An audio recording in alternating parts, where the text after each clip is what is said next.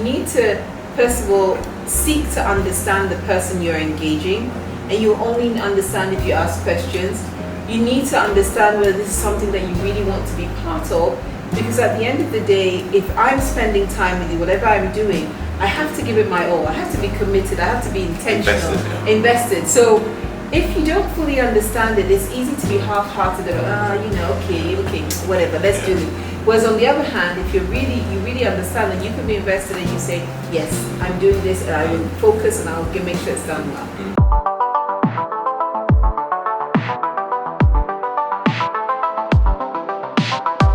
Hello everyone, and welcome to this week's episode of Against All Odds. My name is Daniel Coker, your regular host, and this week we are privileged to have as a guest somebody who's recently become a very good friend of mine, and she's in the person of Lucy Quist. Hello. Lucy, you're welcome to Against All Odds. Thank you. Now, it's very difficult to describe or Lucy or put Lucy in any box because she's done so many things. She first trained as an engineer, then went into banking, then went into telecoms, and then came back into banking. And she's also an accomplished author, the author of The Bold New Normal. So she doesn't really fit into any box. And I'm not going to do her a disservice by trying to pick from the many things or many accomplishments that she's had in the past. But I will defer to some comments that people that I asked about Lucy gave me. Okay, so one person said to me that she's someone who has a lot of drive. Okay. Another person said she's someone who breaks the mold. And somebody who's very close to her as well said that described her as a mother. Okay. And so Lucy, amongst all these descriptions, which of these do you think best describes who you are? Before this episode starts, I'd like to ask a big favor. Your subscription means a lot to us because the bigger this platform gets, the bigger the guests get. So do me a favor, please click on the subscribe button and the bell notification so that you don't miss out on any future episodes. Now let's get back to this episode. I would say break the mold. Okay. Because I apply the mindset of breaking the mold to everything that I do. So all the other things are subservient to breaking the mold, whether it's being a mom, a wife, an engineer, or whatever industry I'm working in, whatever I'm doing, I'm thinking about how differently or how better can we do this, and how can we do that with boldness. How can we take, of course there's some risk taking, but it's not careless risk taking, it's calculated risk taking to get us to a better place. And it's the same with children. If you're going to raise your children, you've got to give them the room to be bold and to break some eggs, but to really actually realize their potential. So yes, breaking the mold. Excellent. So Lucy, ahead of this us sitting down, I did some research and I found out that there were certain events in your life that sort of helped to mold who you are as a person. Yes. And we tend to start these interviews by trying to give our viewers a context of who you are and why we're sitting here and what we're talking about. And I'm not going to mention all the years, but I know that something happened in 1983 which built something in you, which I'll let you talk about in a second, and then thereafter there were other things as well. Yes. So I'll just let you tell our viewers a little bit about some of the experiences that you learned from in these years. No, that's a really good question, and part of the reason why I like to share these milestone years is that we're shaped by our life experiences. Yes, there's nurture and there's nature and there's all these things, but within nurture there is the experiences, and some of them are more profound than others. Everything makes us who we are, but if we pay attention enough, we know that some experiences have a life-changing impact. And for me, the first life-changing impact that time that I that comes to mind is 1983. And 1983 was a time when we had been in the UK, we were living in Nigeria, and we moved from Nigeria to Ghana. And we moved because it was a time when the Nigerian government asked Ghanaians to leave Nigeria. And we came to a Ghana that was economically experiencing a confluence of so many things going wrong at the same time. Because those of us who came from Nigeria, now as I know it, there were a million of us. For a country like Ghana back then, 1 million new people is a lot to take in. The rains had failed, so basically crop yields were low.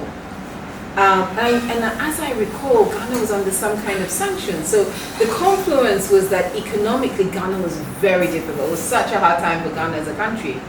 And food was scarce. It's a hard thing to say, you know. Today people complain about, you know, food prices and so on. They don't talk about the absence of food. I'm talking about absence of food for a child for whom, you know, eating is just supposed to be just a normal daily activity. Let's face it, for all of us, ideally it should be just a normal daily activity. So I experienced the hardship of, you know, people even having money but not being able to find the food to buy. And it's very life-changing for me because I had this experience of, oh wow, things can get really this bad. And in that time, I decided as a child, as young as I was, that, well, my hypothesis was very simple, that there's some people in charge. Of course, when you're young, you don't have all the big words. There's some people in charge. Now, apparently, they're leaders. But then I didn't have all the big words. There's some people in charge. They make choices and decisions for us. They have responsibilities. And somehow in that mix, I was quite convinced that they had a role to play in our predicament. So then my decision point in 1983 was, okay, when I grow up, I want to be an adult who is in a position to make some of those decisions and choices that will ensure that people's lives are better, right? Now I can articulate that more eloquently, but when you're a child, it's very simple. Choice, decisions, people's lives, make it better, it's very, very simple. So for me, 1983 was pivotal, and now I'm able to articulate it to people that it is fundamentally the year that created, in a very succinct way, the why that drives my life. That is my why year, very, very much so. Even though then I didn't realize it, but I've continued to build on that. I think another, you know, pivotal year for me was 2008. So 2008, after so much of a journey, I'd been in the UK, I'd had this vision about moving to Ghana 15 years after I'd gone back to the UK, which would have landed me in 2009, but somehow, you know, that vision came to pass in 2008. Visions don't always hit exactly the date, but they still happen. And in 2008, I uniquely had the opportunity to move back to Ghana to work in telecommunications. And in moving to Ghana to work in telecommunications, I had the opportunity to re-engage with my thinking around this, you know, leader choice decision, right? But at the time, it was just a matter of, I wanted to work on the African. I really focused my mind on finding a job. It took me 3 years, but finding a job to come and work on the African continent. Now, I found myself back in Ghana. And that year also became defining, because when I tell the story of 1983, it's very clear that it's a story of somebody who wants to be a proponent of change, an active proponent of change. Well, 2008 was my opportunity to get into the boxing ring, to really get in there and do the work. And I tell you, I moved to Ghana and I had the usual frustrations. Why isn't everything working the way I thought it should work? And sometimes, especially when you're younger, you have this naive conception that I'm going to show up, and just by showing up, everything's going to work out because I have all the right ideas. And then you learn firsthand that that's not how it actually works. Yeah. So for me, 2008 meant that ideas moved into practice mode. And in practice mode, I actually learned that that's not how change works. And I had this profound experience with, you know, my company driver, because I used to like to talk to him, get his insights and so on and so forth. And I realized he was talking to me, and in his as he shared with me, I realized that there is a certain knowledge that you need that is conceptual. And the way he described it to me was this. He said, Madam, if you want things to change, you need to get into the gutter with the people.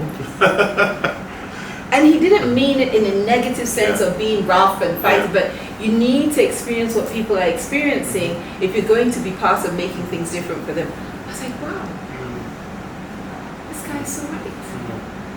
I just, you know, you think you have all this education experience. So that made 2008 really special. Yes, a lot of things changed in my life, but the epiphany of what it will take to create and drive change was what happened to me in 2008 and made me realize that it wasn't going to be as straightforward as just showing up.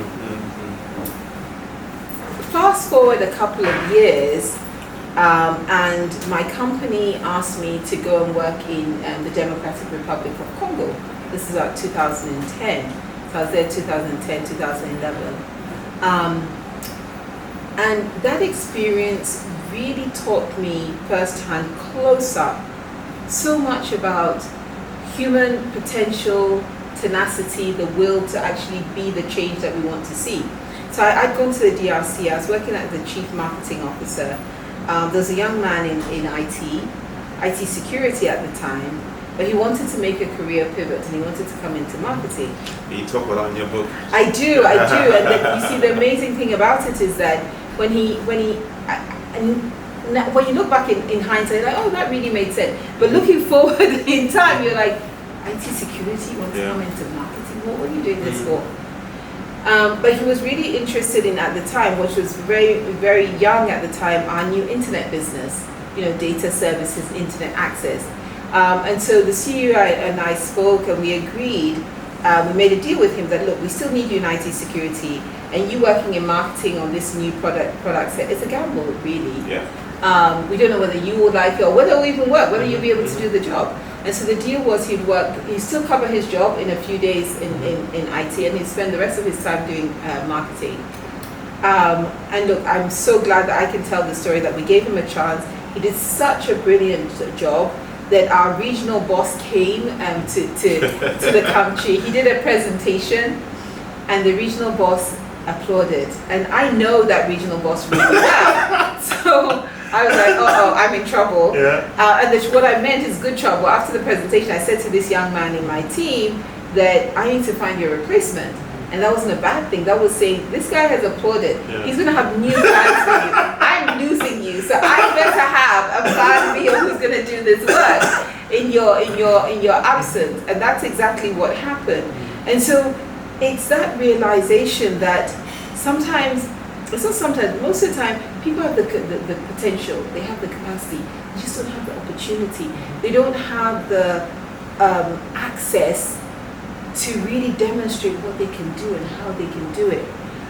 And so for me, that was another year of really opening me up to the idea that, especially on the African continent, a lot of the time what's missing is opportunity. Mm-hmm. It's not potential, it's not capacity. It's not even willingness, it's opportunity. So just going a little bit into the story you just recounted, the gentleman is Jean-Claude. Yes. And it's all in the book. And one thing I picked from that was that he took the initiative to ask. Now, culturally, as a people of color and people from different sets of background, some people feel uncomfortable speaking up and basically giving an impression that there's something other than what they're doing that they could be doing. Yeah. It's like it's not a done thing, right? If you IT security, you stay in IT security, you don't ask. Yeah. Well, what can you tell our viewers about the importance of being bold to ask for opportunities? It's extremely important. You see, whenever I feel afraid to do something, I track forward in terms of outcomes, and I ask myself, what's the worst possible outcome from this action? And if you can confront the worst possible outcome, then you should be able to do it. And what I mean by that is that, what was the worst thing that could have happened in Jean-Claude's case? No. He wasn't going to get sacked. Okay. He wasn't. But the worst thing that could happen was he would be told no. Stay in IT security. Stay in IT security. So Yeah. you could be embarrassed a little bit. You could be a bit upset. And so the thing about it is that I like the fact that he had done sufficient searching and understanding of himself to, at the very minimum, recognize that this is something he wanted to try. Yeah, give it a go. Yeah. He could have failed, but how would he know whether he would make it or fail if he didn't try, right? But he didn't. He thought, let me ask. Now, he was fortunate that he was in a situation where he had leadership that was open. You may be in a situation where you have leadership that's not open. Yeah. But the fact that that leadership is not open, the worst they can say to you is no. And following on from that, when you have a future opportunity, you may have a different leader that you can ask. But be persistent. Be willing to ask for the opportunities. It can be that you'll get no's. I've had no's in my life too. But a no doesn't mean that a yes can't follow. And most importantly, you don't know how far you can go with a yes. And a lot of the time, the upside opportunity far outweighs the possibility of the downside. And I say that in John Claude's case because after this applause, of course I was right. First he was given a job of responsibility across most of Africa. Then he was moved to Senegal, completely left the country. Completely left the country, so hey, he's gone.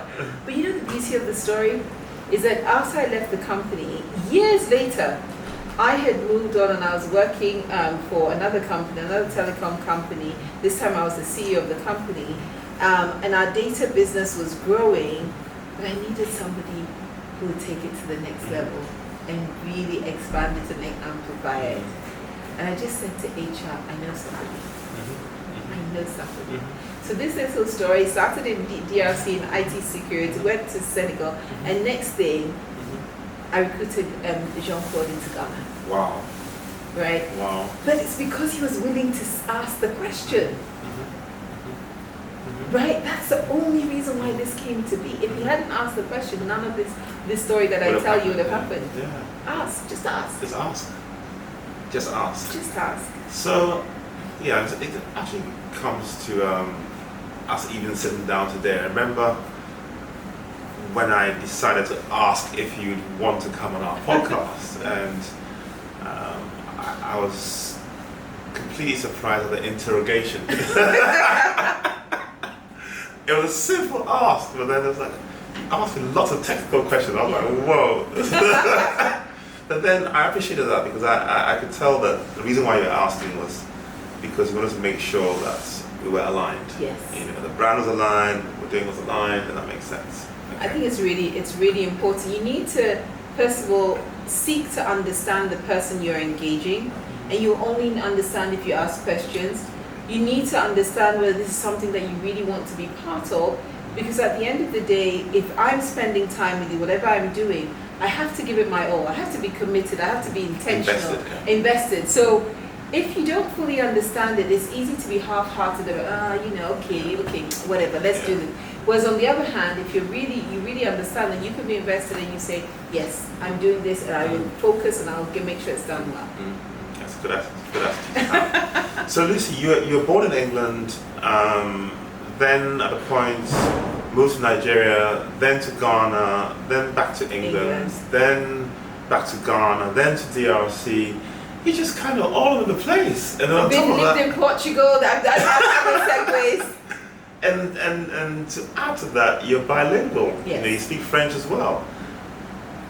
So, if I may ask, which culture do you align to?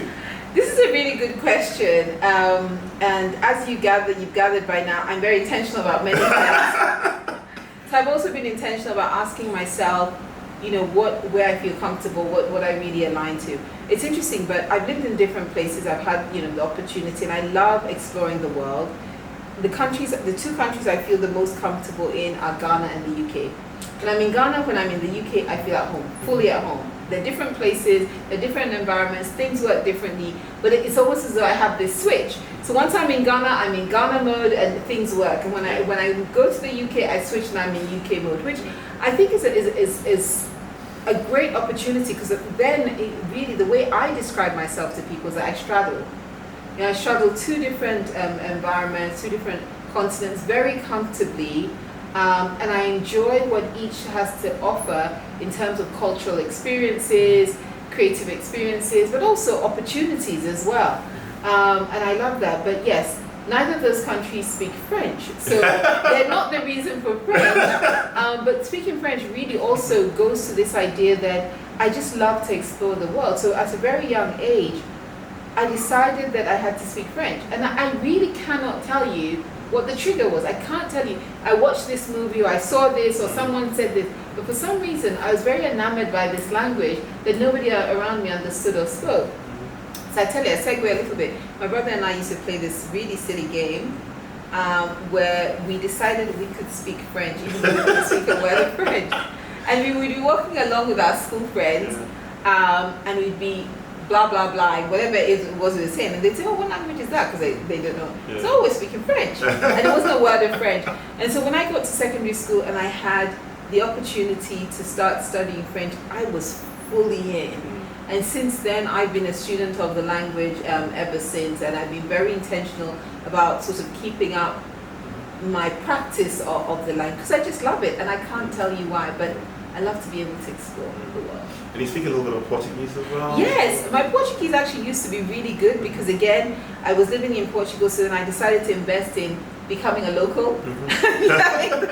Wherever I am, I like to be fully there, as opposed to be there and be thinking, oh, maybe I should be somewhere else. Once I'm here, I'm here. And so yes, I was working in Portuguese, I was doing everything in Portuguese, and it's the language is wonderful, the country is even better, and the food is brilliant, and the people are super nice. This isn't an advert for Portugal.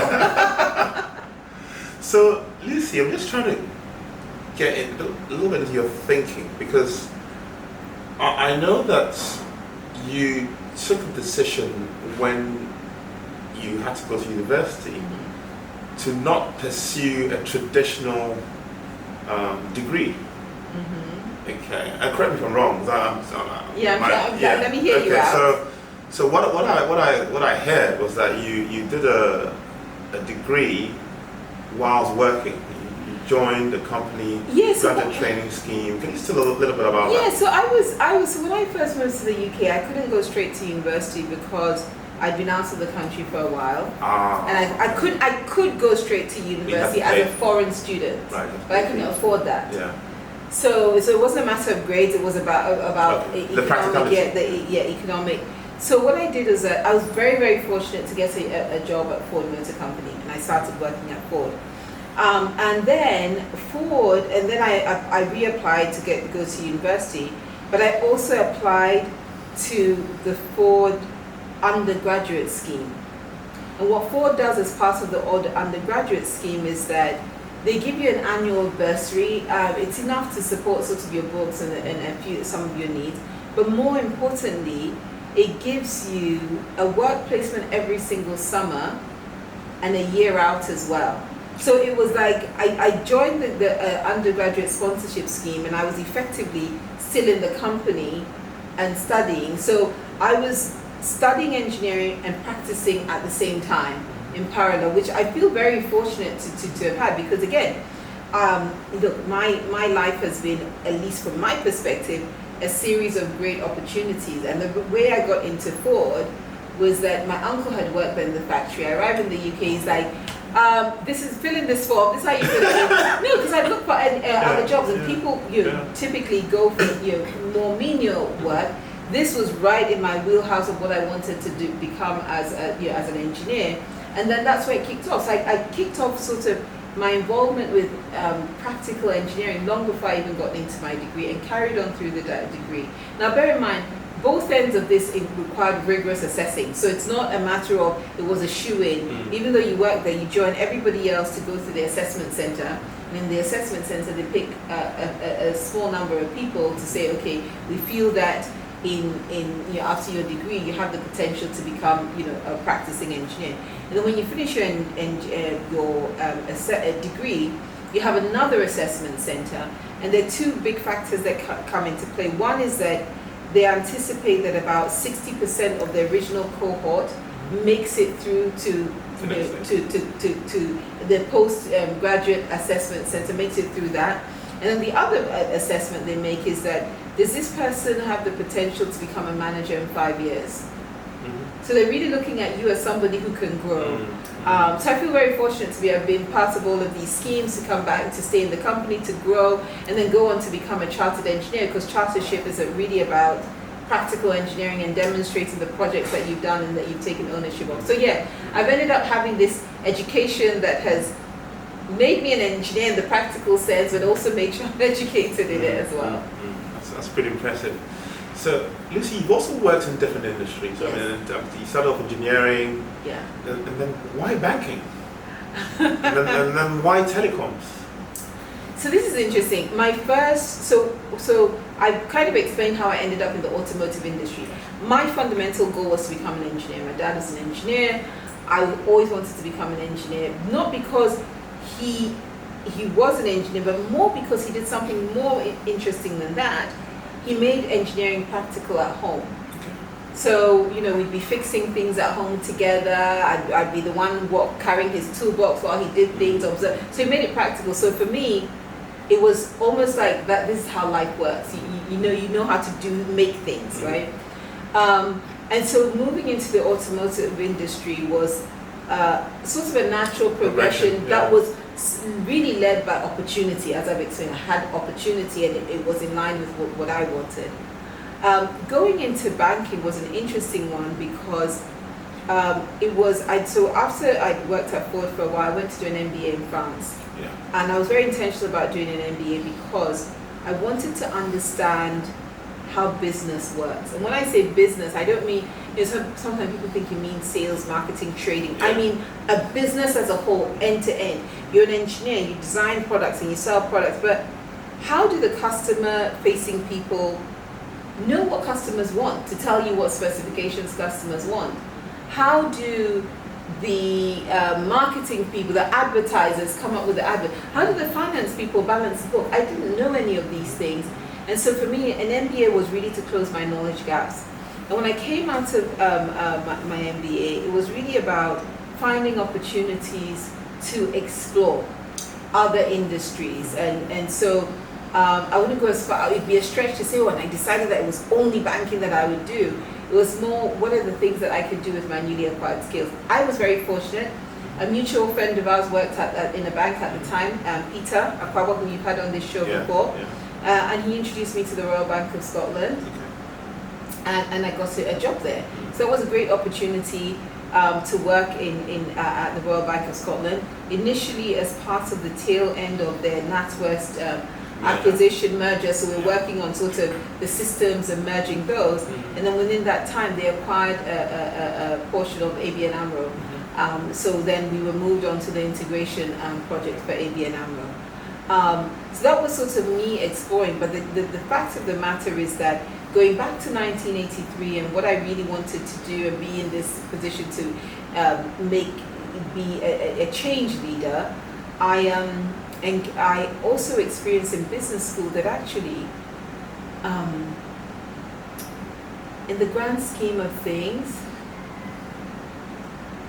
Africa doesn't really count as much as we think it does. That's true.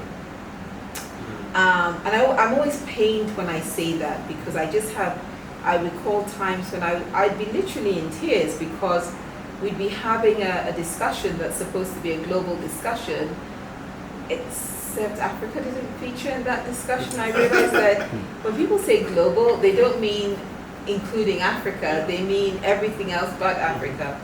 And so that quest, that desire within me led to the quest of, I need to find a job on the African continent and be part of the change, as opposed to sitting back and going, oh yeah, I heard this, and then talk. And so even though I joined the bank, I was still looking for that opportunity that I'd started looking for while I was in business school. So all in all, it took 3 years to find this opportunity in telecoms and to move into telecommunications. Now, the interesting thing again is that I wasn't specifically looking at it's got to be telecoms. My specific was it's got to be Africa. Okay. That was the deciding factor. that was the deciding factor. It has to be Africa. And I remember 3 years is a long time to look for a job, especially when you have a job. Yeah. Right? Especially when you have a job. Still looking for a job is crazy. But I share this because sometimes you could be looking for things, and in the most unlikely of situations and times you find it. And my find, even though I'd called so many people into, there was one company I spent even 18 months engaging and it still came to nothing. Like, I was on it. Yeah. Maybe that thing people said about drive is kind of true, I don't know. And so I come to Ghana, I come on holiday with my kids. So I'm in that mode, and I just came to relax. And a friend of mine in the UK, a colleague, she said, my sister works in HR. I know you've been on this quest for a while, so why don't you speak to her? She'll give you I'm sure she'll be able to give you some pointers, maybe how you can improve your search and so on. So I come to Ghana, I go and see her, she gives me pointers, we have a conversation, and then I go away. Thank you very much, I'll go and act on it. Then a day or two later, she calls me. And she said, you know what? We recruited someone, bilingual. He's French Ivorian. We have a job for him, except he reneged, he didn't show up. Oh. He was a no-show. Oh, wow. And she said to me, you seem to have a similar profile. I'm not making any promises, but why don't you come back quietly to my office? We have a set of entrance tests that you need to take, psychometric and all these, alphanumeric and so on. Yeah. Come and just, let's see how it goes. Give it a go. So I'm like, what have you got to lose? So I come to her office, I take the test, I go back home, and she calls me and says, you did really well. You did brilliant on the test. Right? Can I have a copy of your CV? So we've done the test before she has the full CV. And so she gets here I am all the way here. So I'm calling my husband in the UK going, look, I need to clean up my CV, because I was with the kids, my hands were booked full. We need to clean up the CV, I need to get it to this lady, and this could, who knows. Yeah. I'm always a believer that don't attack things with a mindset, it's not going to work. Give it your all. Your best. If it doesn't work, at the very minimum, you have to be able to look yourself in the mirror and say, I tried, I did my best. The fact that it didn't work out doesn't mean that I didn't give it my all. But the worst thing is when you don't get it and then you go, maybe I should have done this, maybe. Then you never know where how it would have landed. Yeah. So, long story short, we got the CV in.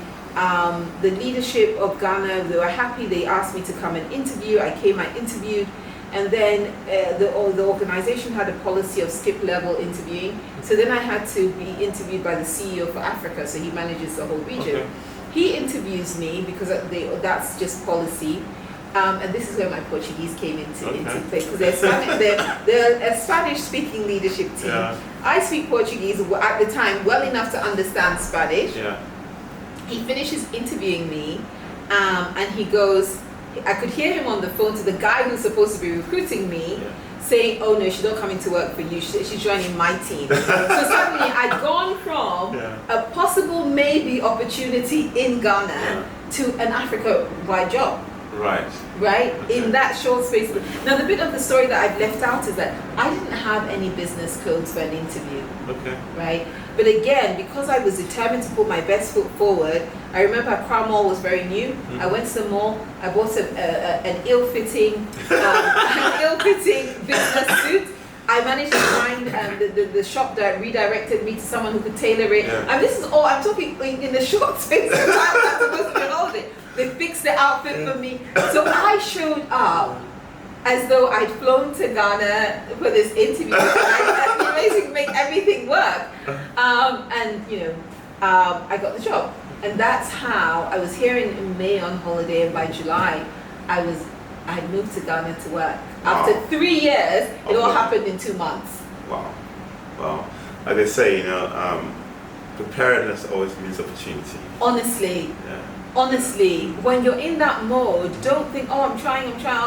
But if you keep preparing, you keep your mind stayed on your preparation, when the time comes, it will just fall into place. Now, the great news is that for me, when I did my electrical and electronic engineering, my final year, I'd actually specialized in telecommunications. Okay. So this was like a full circle opportunity for me, except now I understood business as well. Right. I could speak French to the francophone countries that we were responsible for. So that's how I came into telecoms.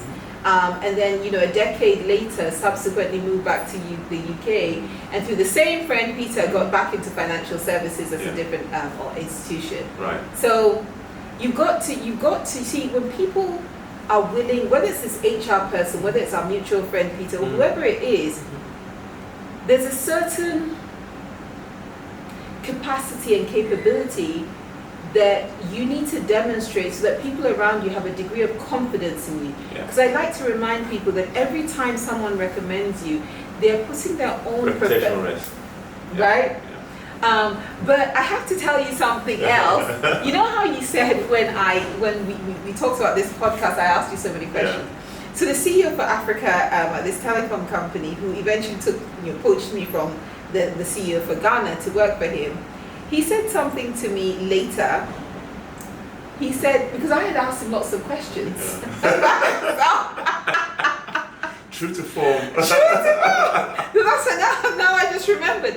And he said to me, Lucy, you're the only person I've ever interviewed who made me feel like I need to justify why they should come and work for me. He wrote the questions and be like, so who are you again? And it's so funny. Anyway, Lucy, on this note, we'll bring this conversation to a close and do a part 2. So viewers, watch out for the part 2. Thank you very much.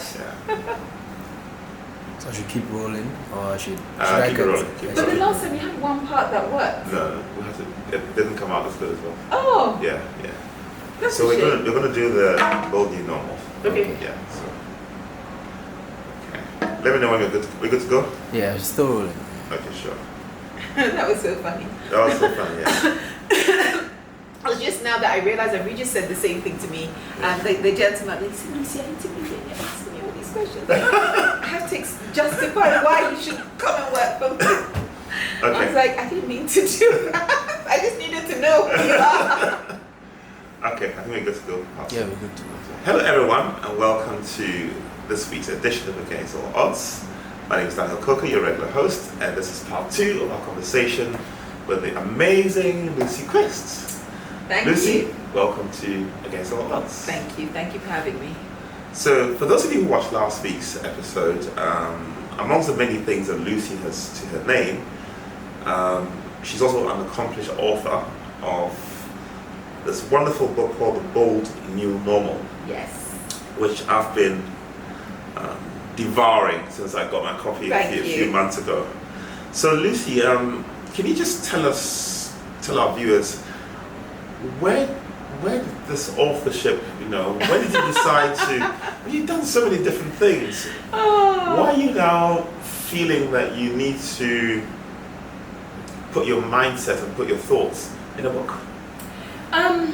That's a great question, by the way, and thank you that we have the opportunity to do part 2 and talk about the book.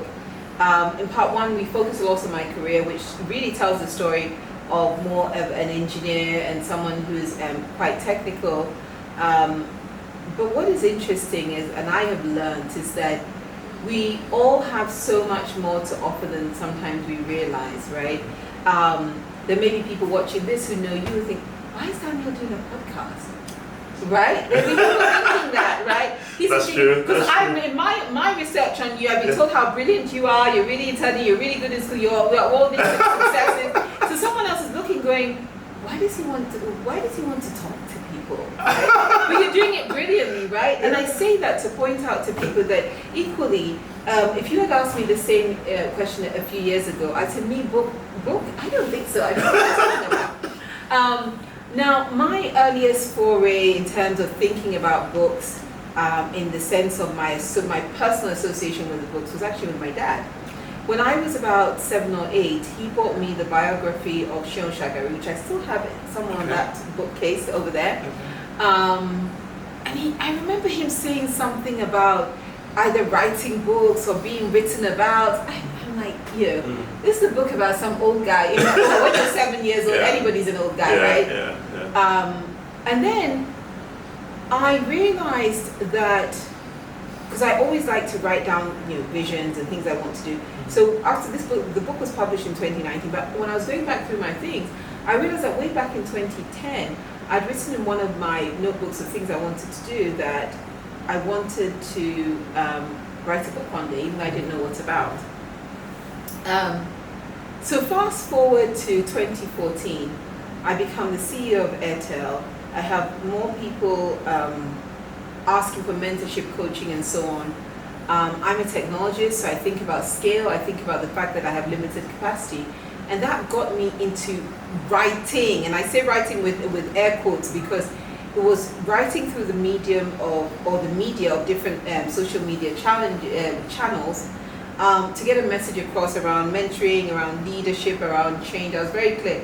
I'm an engineer, so I had a whole strategy paper on it, like what I'm going to talk about. But between that and giving speeches, I was increasingly sharing thoughts that go back to that child of 1983 who said, we've got to change things and I've got to be part of it. And I realized that there's a continuity there. So I started writing not with the intention of I need to write a book, but with the intention of I need to get a message across to people, messages across to people.